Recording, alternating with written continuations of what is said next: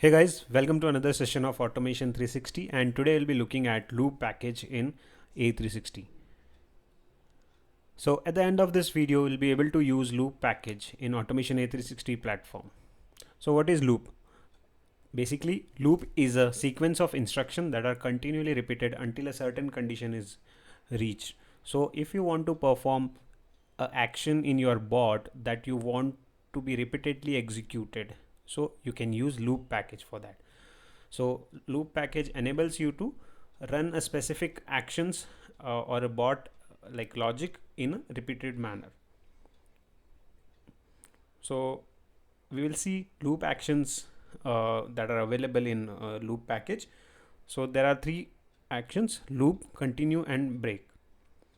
So loop, what does it do? It repeats the action for a specific number of time or whatever condition you have specified in the loop action.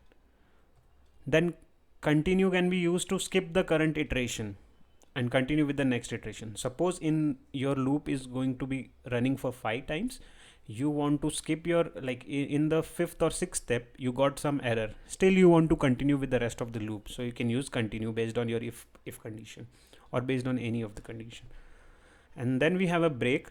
So break can be used to terminate the loop. Suppose you are looping your logic for 10 times, and when you reached at 6th step and you added a condition like if the current value equal to 6, you want to break the loop. You don't want to run that loop for entire 10 times. So you can use break at that point of time.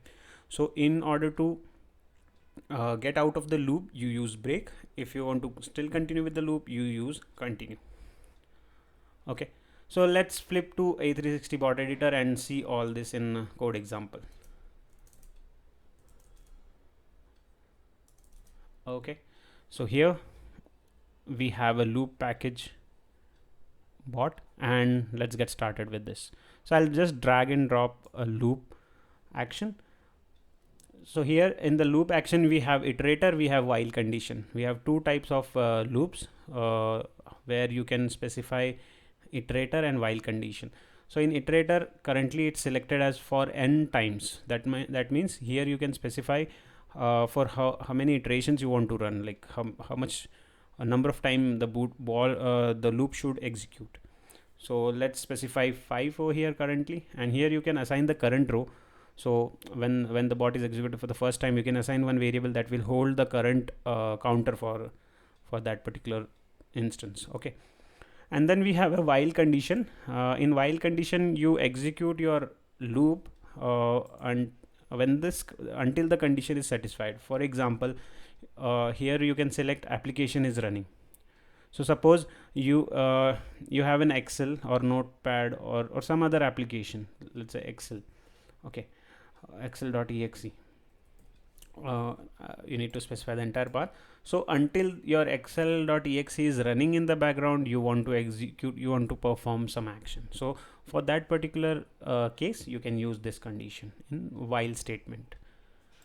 And similarly, there are many other options you can select depending on your use case, depending on your requirement. So generally when you're dealing with SAP and if you want to compare if the window exists, till the window exists, you want to perform some operations or some logic, you can specify that over here. So let's proceed with the iterator. So let me run this loop for 5 times, and let's have a message box over here. Sorry, my bad. Okay, so in message box I'll just write hello from loop. Okay, so this message should be printed 5 times. So that's what the loop will do, right? It will perform your logic within the whatever you have included within your loop block. It will execute that number of times. So currently we should see that message 5 times, and you can specify this number dynamically. You can have a variable over here, and you can configure that value, or you can have a dynamic value on that. So hello from loop 2, 3, 4 and 5. So 5 times it got executed because we have specified that loop to execute 5 times. Okay, so now this was the number of times you want to execute the loop. Suppose, but there are other conditions, like this was just a iterator condition which was n number of times, and we want to execute the loop. Suppose you want to perform some operation from CSV or text file, so you want to read each row present in the CSV, so that time you use this iterator condition. Similarly, for data table, database, dictionary, email, we have various other iterator conditions which can be used for specific instances. So here I'll show you one of them, which is list. Okay, so in list, we will create one list. Let's create one list variable from here, and let's call this as a number list. I'll have this as a subtype of number, and we will store 1 2 3 4 5, let's say. In that default value we can store that 1 2 3 4 and 5. So I have created one number list, and in which I have stored 1 2 3 4 5, right? So now we want to loop that list. Okay, so in order to loop that list, we will select for each item in list condition, and then we will specify the list which we have created, and I want to loop all the items in the list. You can specify range also, from which index, like 0 to 4 or 1 to 3, you can specify that as well, but let's go for all the items. And here we can specify the current value, so current value of the loop. So that's why in the first time when the loop executed for the first time, you can assign that position, that value to the current variable.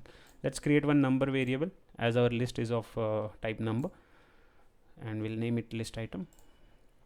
And now the list item, the current row will be assigned to list item, and in the message box we can print list item. So the current list item would be equal to, and here we can specify list item. Okay, and as it is a number type, we need to convert it into toString.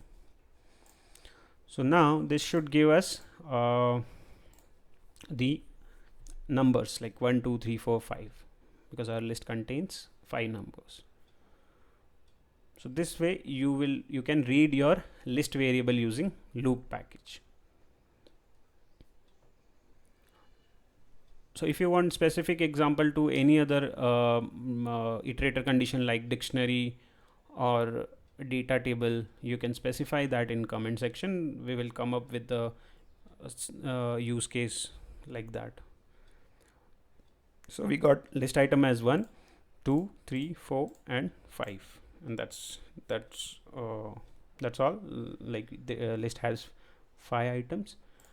So now if you want to use that's about using the loop action. If you want to use continue and break, okay, you can do that.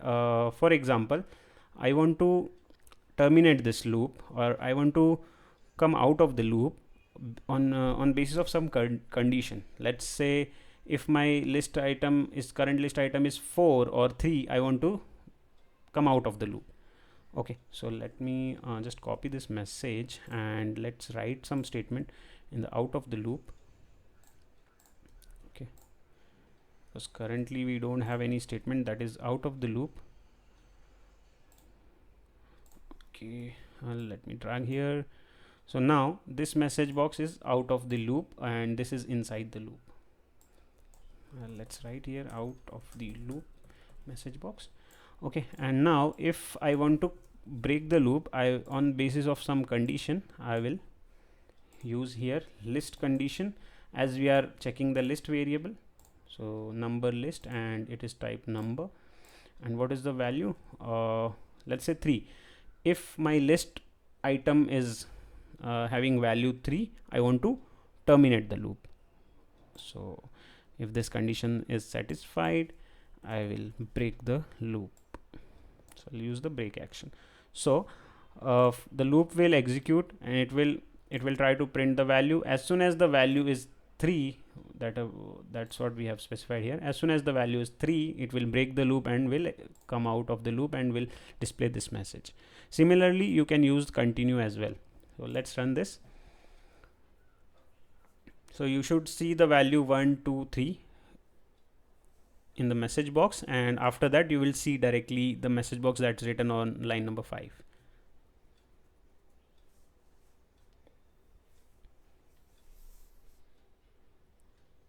So bot is downloading dependencies and it should begin in a while.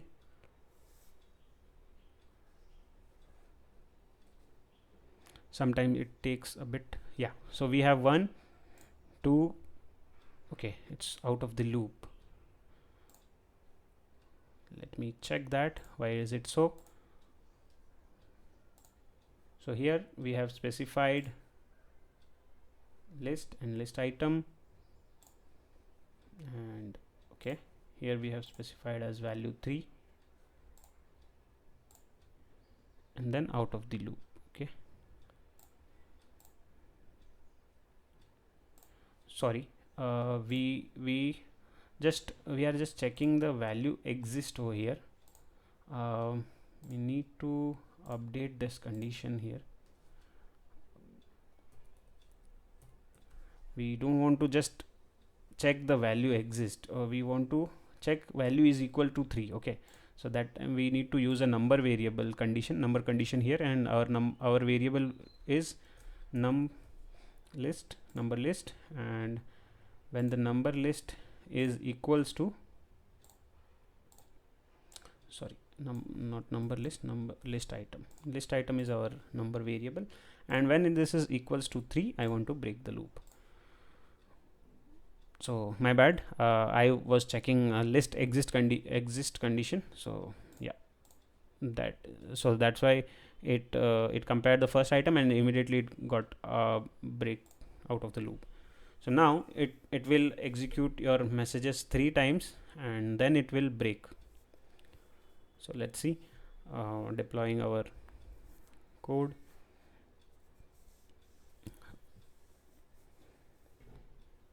Downloading dependencies, and in a while we should see a message box with list item as 1 2 3. As soon as it reached 3, now it will check the condition, right? If the current list item equal to 3, then it will immediately break from the loop, and we got this out of loop message. So that's all, guys. Similarly, you can use continue action. So in continue, what it will do, instead of breaking from the loop, it will continue your loop.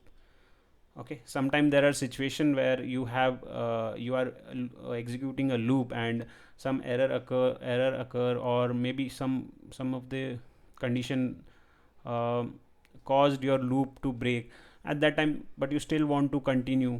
If your loop is going to loop 10 times and at the 6th position it is trying to break, still you want to continue, you can use continue at that time.